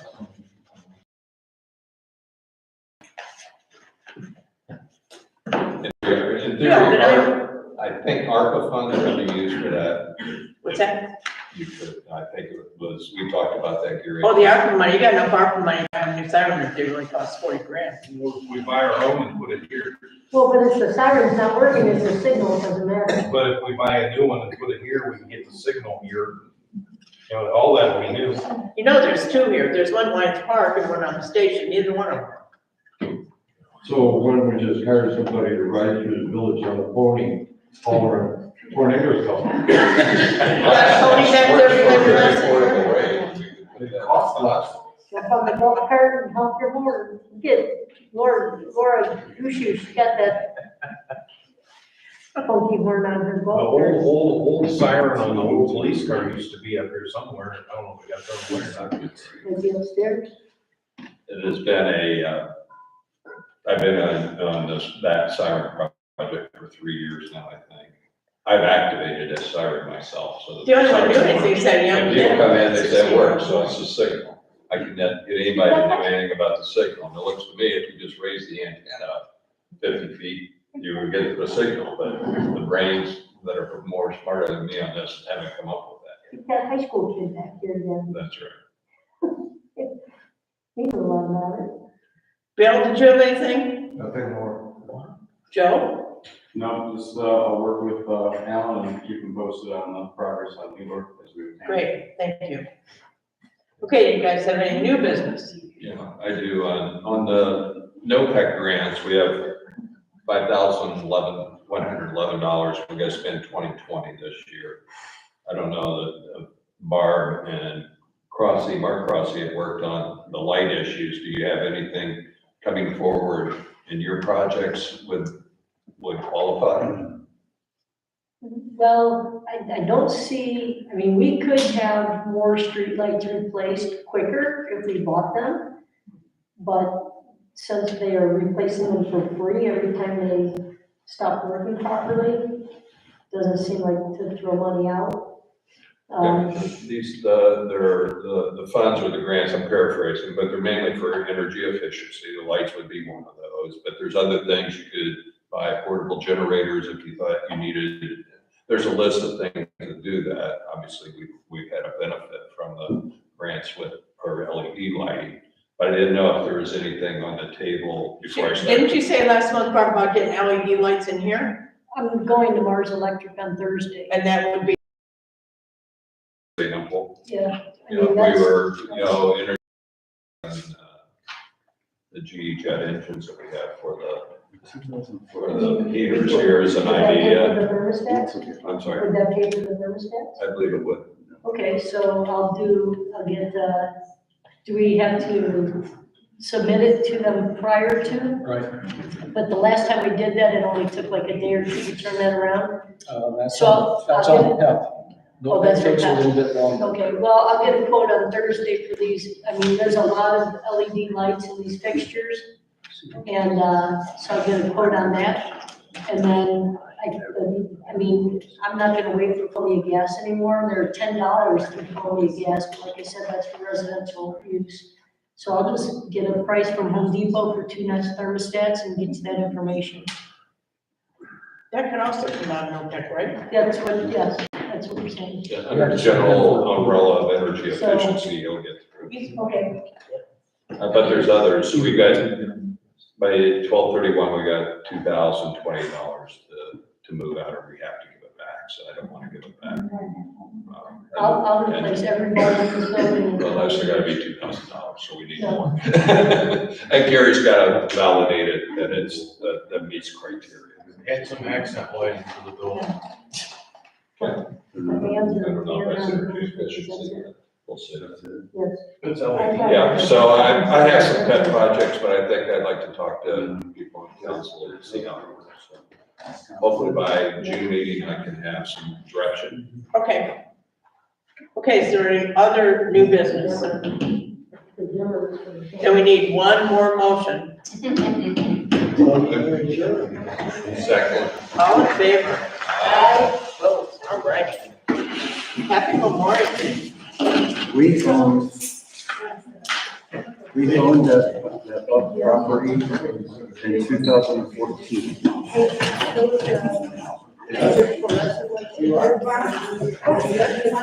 Below.